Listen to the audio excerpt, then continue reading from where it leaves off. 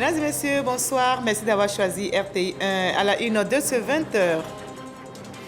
Le Forum des anciens chefs d'État d'Afrique de l'Ouest s'est ouvert ce mardi à Abidjan. Il est organisé par la Fondation Goodluck Jonathan. Le vice-président ivoirien Temoko Meliette Kone y était.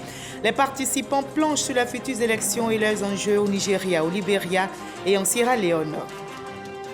Le Premier ministre Patrick Achi a reçu le ministre Denis Christel Sassou Nguesso, ministre de la Coopération internationale et de la promotion du partenariat public-privé de la République du Congo. C'est une visite en marge de la première réunion de la Grande Commission mixte de coopération entre les deux pays. La Côte d'Ivoire accentue la lutte contre la traite des personnes. Un cas de transport en provenance du Togo a été intercepté par les agents du commissariat de police d'Akoupé.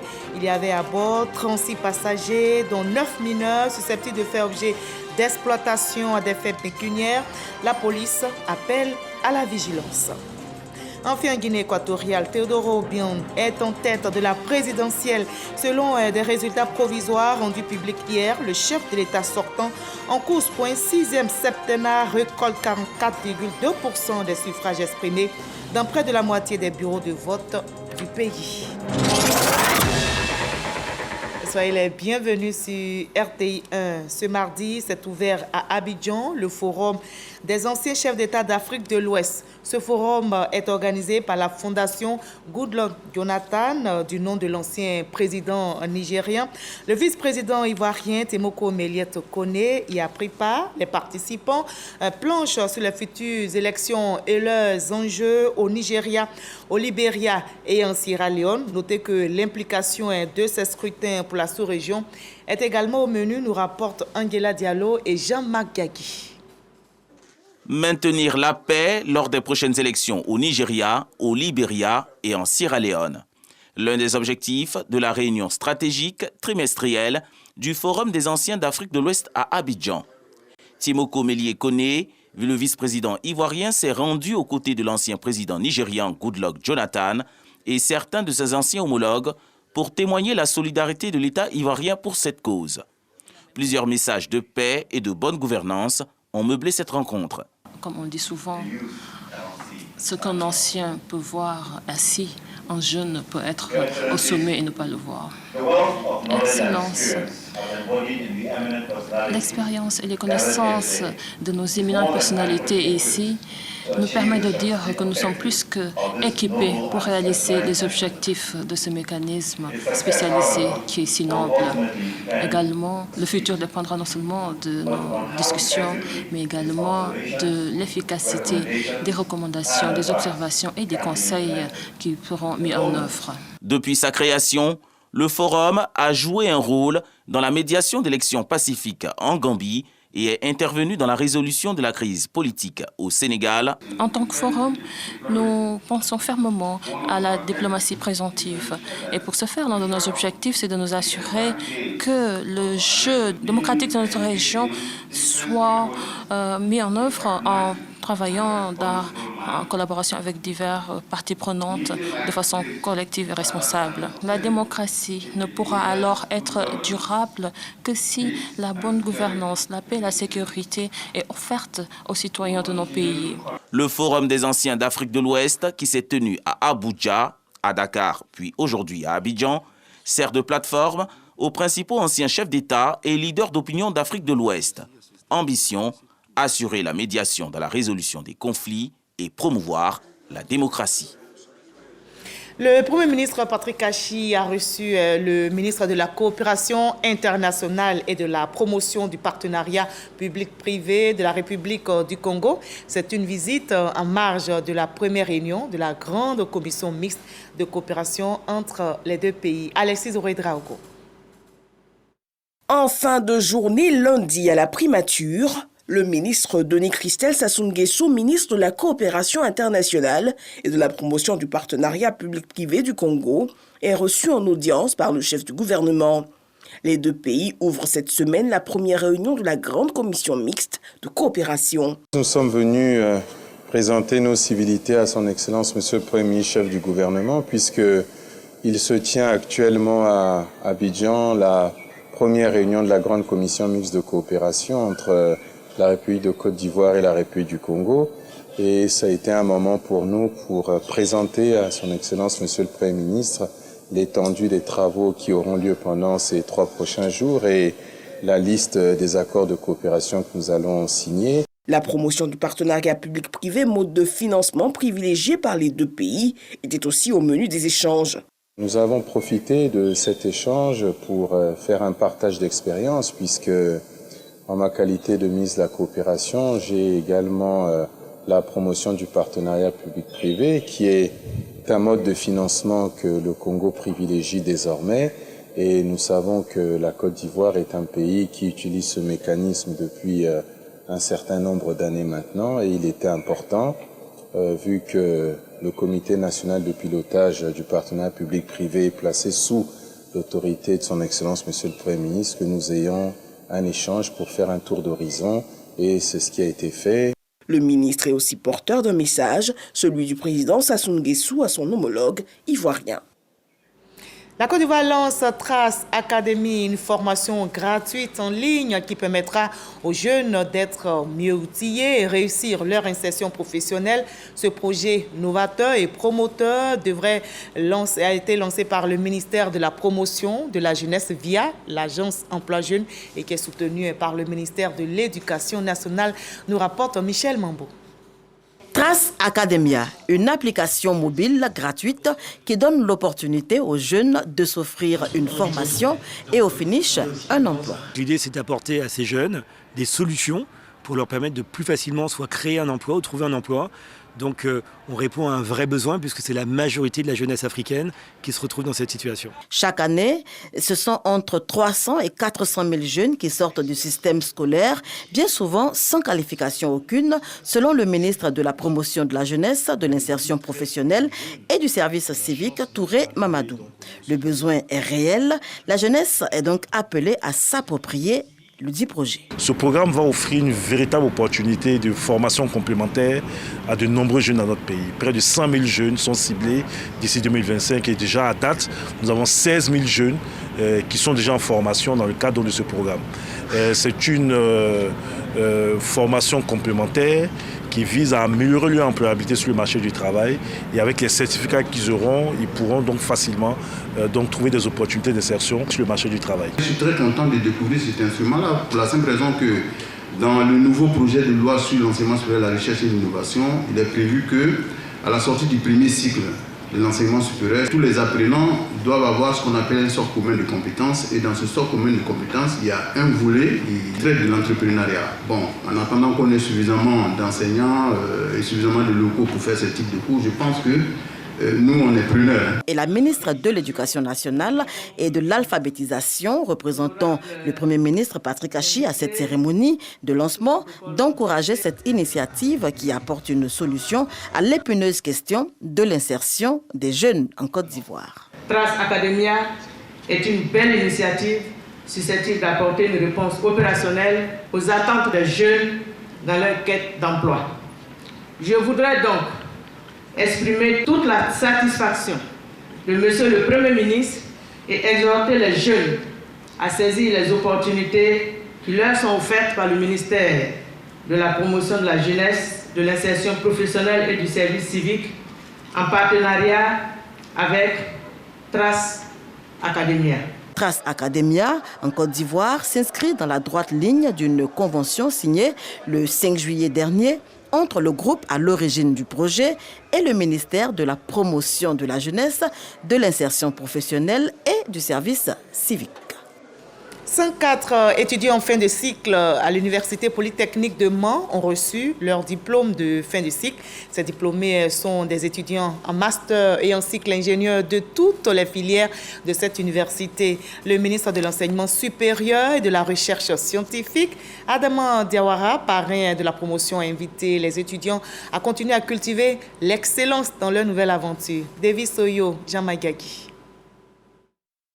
Ils sont issus de la deuxième promotion de l'Université Polytechnique de Mans.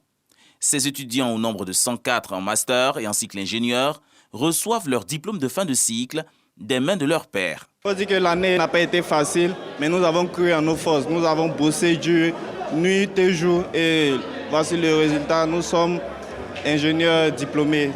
En plus d'avoir mon diplôme de master, j'ai des distinctions telles que le prix de la meilleure jeune fille de Foncy, le prix de la meilleure deuxième de l'Université de Mans. Cette remise de diplôme, initiée par le président de l'Université Polytechnique de Mans, a également pour but de préparer les nouveaux diplômés au monde de l'emploi. Ces étudiants, il faut les présenter à la nation pour favoriser leur insertion professionnelle. Vous avez vu la présence d'industriels, ça permettra donc de tisser cette relation avec ces nouveaux diplômés qui vont pouvoir donc avoir des postes de travail dans les différentes entreprises. Adama Diawara, ministre de l'Enseignement supérieur et de la Recherche scientifique, parrain de la promotion, a félicité ses poulains avant de les exhorter à cultiver l'excellence dans leurs différents choix professionnels. Aux diplômés que nous célébrons ce jour, la première chose que je vais leur dire, c'est bravo. Bravo, félicitations. Vous êtes des modèles à exhiber à notre jeunesse. Cependant, il faudrait que vous sachiez que vous n'êtes pas arrivé au bout du long chemin de votre vie. Vous allez devoir affronter un autre segment de la vie. Il s'agit du monde professionnel. Celui-ci a ses réalités et il vous faudra comprendre et dompter rapidement ce monde professionnel car vos familles, vos futures structures d'accueil et toute la Côte d'Ivoire attendent cela de vous. Outre la remise des diplômes, 28 prix d'excellence et 2 super prix ont été décernés aux meilleurs des promotions de chaque filière. Et en matière de protection sociale, les lignes bougent. Des réflexions sont justement menées actuellement pour bâtir une nouvelle stratégie. Les acteurs sont en conclave à Abidjan et nous dit Didier Nguessan. Une protection sociale beaucoup plus inclusive et qui pourrait écumer de nouveaux sentiers. C'est ce à quoi vont travailler les experts et acteurs du secteur durant les 6 prochains mois. L'objectif est d'élaborer une stratégie nationale de protection sociale sur la période 2022-2025. L'assurance maladie, chacun a besoin de se soigner. L'assurance chômage, tout ça, c'est des réflexions que nous allons faire et pour voir qu'est-ce qu'on peut mettre ici de façon à ce que tout le monde soit couvert et tout le monde soit couvert sur l'ensemble des risques sociaux. Tous les changements qu'on pourrait apporter à notre politique de protection sociale, qui touchent à la fois à l'action sociale, qui sont un volet non contributif de l'État vis-à-vis de nos populations les plus vulnérables. Réduire la pauvreté et augmenter l'espérance de vie sont entre autres 2 leviers qu'entend activer le ministre de l'Emploi et de la Protection sociale.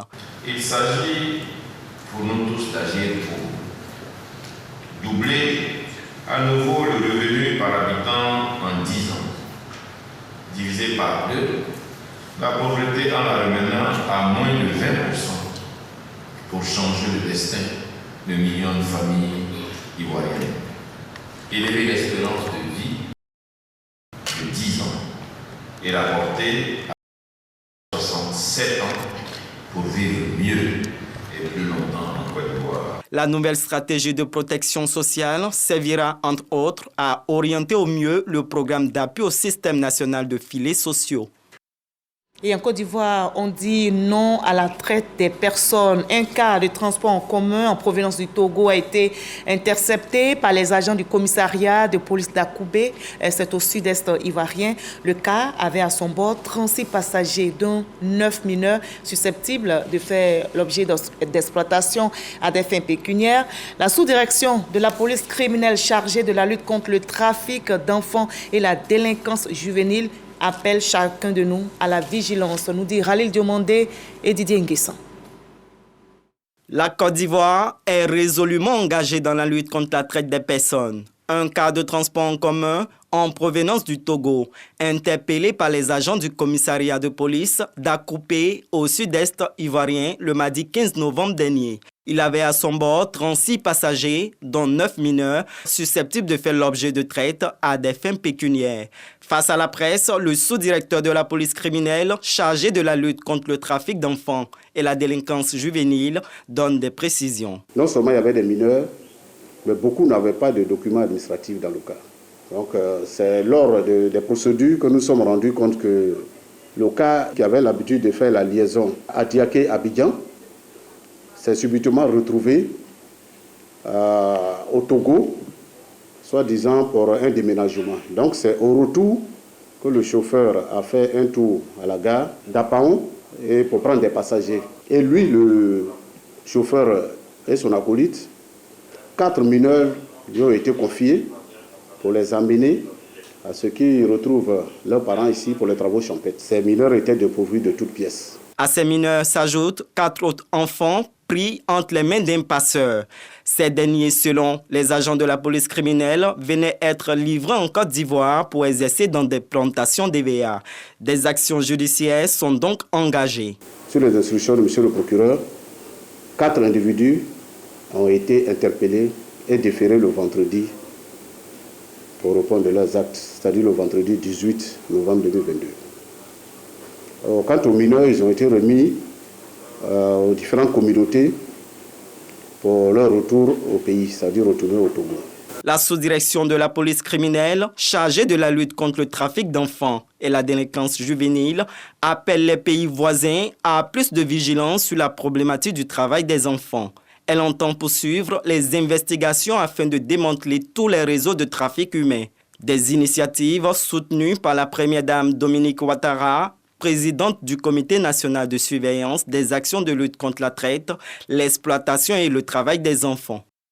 Voilà, non donc à la traite des personnes. La Côte d'Ivoire innove dans la lutte contre la corruption et noté que le Comité international de la Croix-Rouge et le ministère de la Justice échangent avec des experts sur les bonnes pratiques en matière de détention et plus particulièrement sur la maintenance des infrastructures pénitentiaires.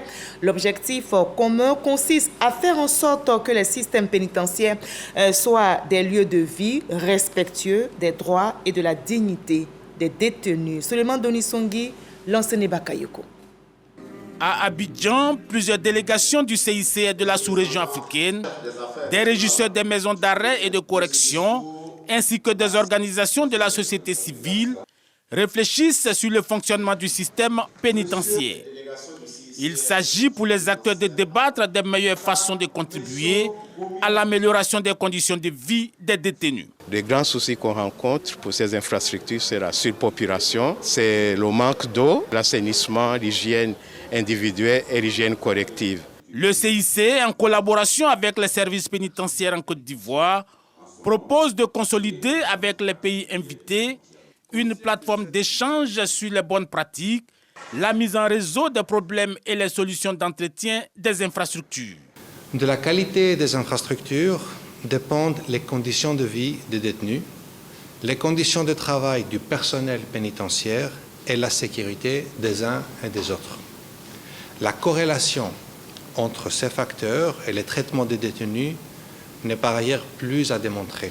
Conscient de cette situation, le gouvernement ivoirien a entrepris la modernisation des lieux de détention par la rénovation et la construction de maisons d'arrêt et de correction afin d'offrir aux détenus de meilleures conditions de vie. Cette rencontre se déroule du 22 au 25 novembre sous l'égide du garde des Sceaux, ministre de la Justice et des Droits de l'Homme. Le CICE, fort de son expérience, assurera la facilitation des travaux. La plateforme de lutte contre la corruption Espacia a enregistré 439 signalements de janvier à octobre dernier. 356 d'entre eux se sont révélés constitutifs d'actes présumés de corruption ou d'infractions assimilées après analyse et traitement de la coordonnatrice de la cellule du système de détection et de prévention des actes de corruption et infractions assimilées. Le préjudice financier potentiel est estimé, tenez-vous bien, à plus de 52 milliards de francs CFA. Dangui.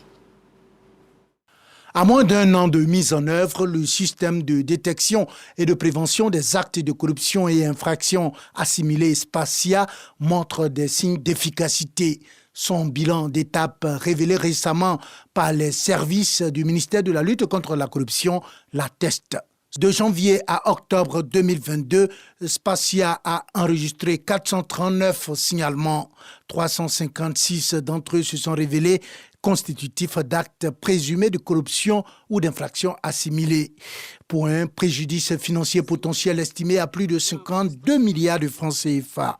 Plusieurs mises en cause dont des agents de police sont dans les liens de la justice, selon la responsable de la plateforme qui veut par ailleurs rendre Espacia accessible à tous les Ivoiriens. L'un des défis, c'est de permettre à l'ensemble des populations de pouvoir saisir Spacia. Parce qu'en fin de compte, Spacia a été créé justement pour accroître la participation citoyenne à la lutte contre la corruption. L'efficacité de Spacia se nourrit des dénonciations et des alertes des populations.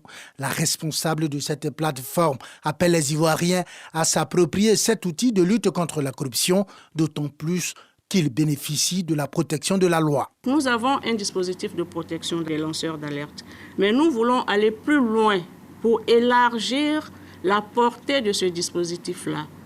Parce que ce dispositif s'applique surtout dans le cadre d'une procédure judiciaire. Donc nous voulons élargir ce champ d'action en accordant cette protection à toute personne qui porte une information à notre connaissance. Spacia a enregistré 469 signalements, dont 111 à travers son numéro vert 1345, 58 à travers son site www.spacia.gouv.ci en minuscule et 100 signalements par courrier physique.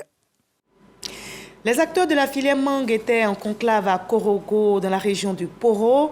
Ils veulent pérenniser la commercialisation de ce fruit très prisé, notamment en Europe.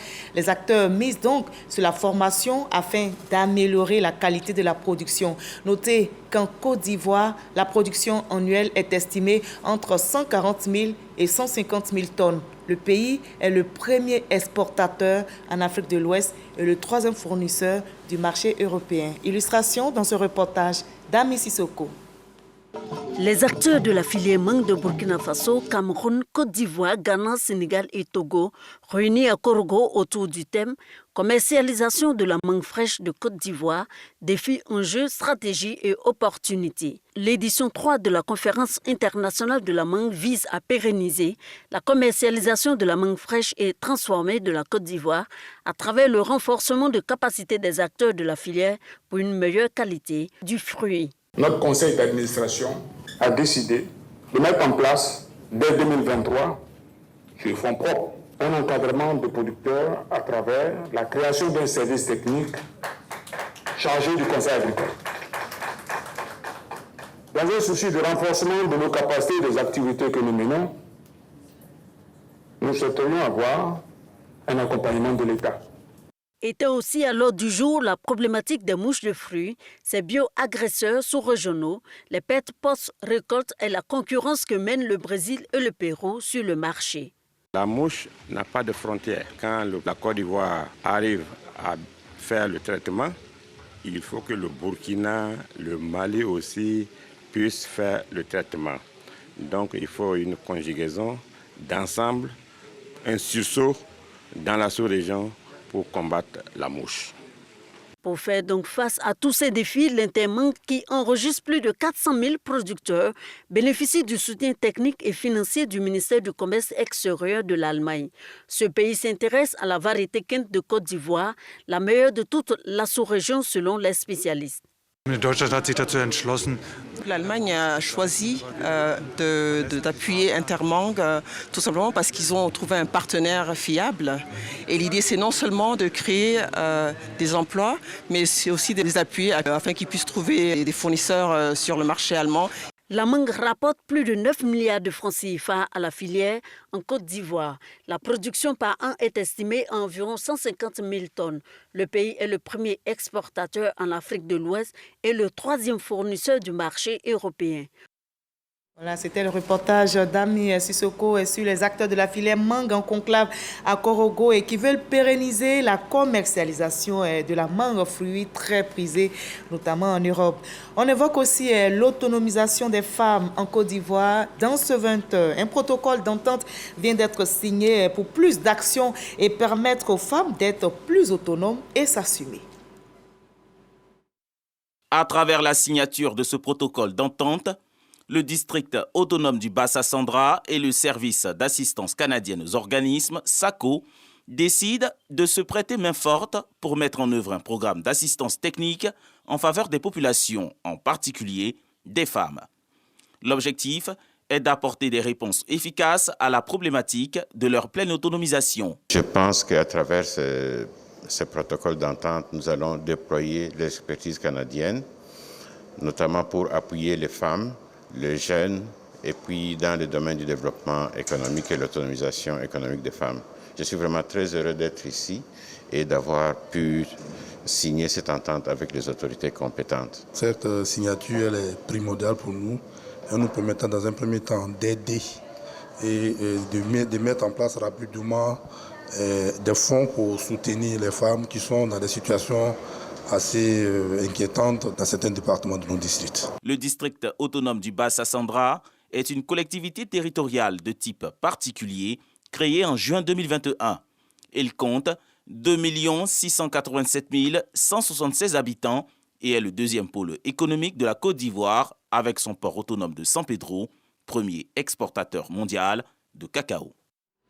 Et l'actualité au niveau de la politique nationale est dominée par la révision de la liste électorale. Je vous conduis à présent à Korogo, le superviseur régional de l'opération de révision de la liste électorale au sein du RHDP, Mamadou Sangafoua Koulibaly, par ailleurs ministre des Mines, de l'Énergie et du Pétrole, a rencontré les élus et secrétaires départementaux du RHDP de la région du Poro. L'objectif est de partager avec eux les éléments qu'il faudra pour pouvoir s'inscrire sur la liste électorale. On en sait plus avec notre reporter à Mississoko. Le superviseur régional du Poro de l'opération de révision de la liste électorale au compte du RHDP, Mamadou Sangafoua Koulibaly, par ailleurs ministre des Mines, de l'Énergie et du Pétrole, a échangé avec les élus et secrétaires départementaux du Poro à Korogo. Une rencontre pour s'assurer de l'application des directives du RHDP en vue de l'atteinte des objectifs assignés par le parti présidentiel à la région du Poro. Nous partons en tout cas rassurés et en mission pour le parti. Avec l'ensemble des cadres du département, nous ferons plus que les objectifs que le parti nous a assignés. La liste électorale est le fondement de la démocratie. Parce que quelles que soient les autorités qui seront élues, il faut que cette élection se fasse sur la base de la légitimité. Cela doit être un objectif de tous.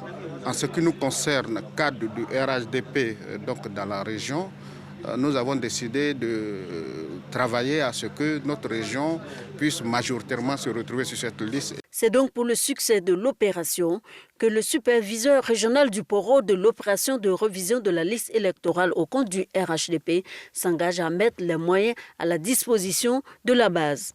On leur a fixé des objectifs, mais je leur ai dit que je veux qu'ils aillent au-delà des objectifs qui ont été fixés. Parce que quand vous regardez très bien, on est près de 30 millions d'habitants. On devrait avoir au moins 12 millions de personnes sur les listes électorales. Et nous sommes à 7,5 millions. Si vous élevez de 7,5 millions, tous ceux qui sont décédés, veut dire qu'en réalité, peut-être qu'il y a autour de 5 millions de personnes. Pour nous, au plan national, ce n'est pas moins de 7 millions de personnes qui ne sont pas encore sur les listes électorales. Pour cette 5e opération de révision de la liste électorale, la région du Poro a un objectif de plus de 60 000 nouveaux majeurs à faire inscrire. Et on promeut la paix par la culture. Je vous invite maintenant à voir le festival Boyogo, un festival donc initié par la ministre Anne-Désirée Ouloto, présidente du conseil régional du Cavali. Ce festival a pour but la valorisation de la culture du peuple ouest. C'était la toute première édition et la cérémonie de clôture a eu lieu à Guiglo, nous rapporte Eve Bouy. Guiglo place Félix Houphouët-Boigny, membre du gouvernement, autorités administratives et populations diverses, assistent à une parade des entités traditionnelles et sociales du peuple oué. Nous sommes à la clôture de la première édition du Festival des Arts et de la Culture oué, Cavali Boyogo, placé sous le thème Art et Culture oué au service de la paix et du développement. Une initiative du Conseil régional du Cavali qui vise à valoriser la culture oué tout en renforçant les liens de cohésion sociale. Quel beau jour!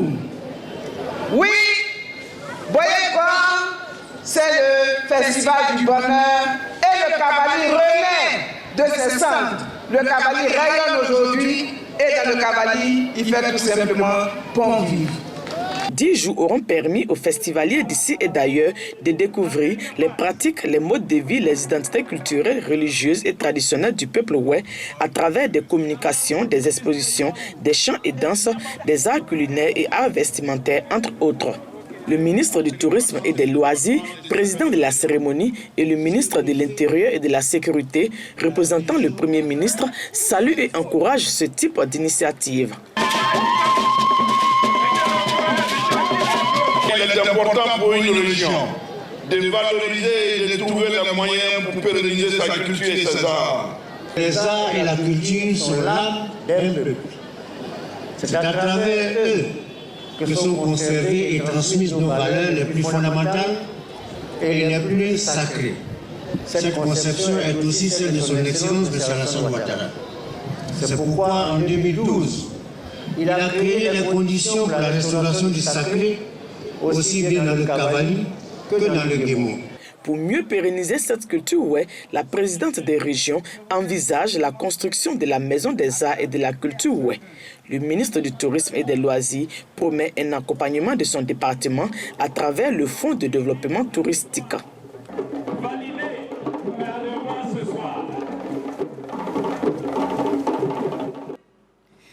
En Guinée équatoriale, Teodoro Obiang est en tête de la présidentielle. Selon les résultats provisoires rendus publics hier lundi, le chef de l'État sortant récolte 44,2% des suffrages exprimés dans près de la moitié des bureaux de vote du pays. Les résultats définitifs de cette élection à un tour seront connus samedi prochain. Teodoro Obiang, au pouvoir depuis 43 ans, se dirige ainsi vers un 6e septennat en tant que candidat d'une coalition de 15 partis. Le parti présidentiel détient actuellement 99 des 100 sièges à l'Assemblée nationale qui doit également être renouvelé lors de ce scrutin regroupant aussi les sénatoriales et les municipales. Point final de ce 20h. Merci à vous tous de votre aimable attention. Je vous retrouve avec le même bonheur, le même plaisir demain à la même heure et sur ce même plateau.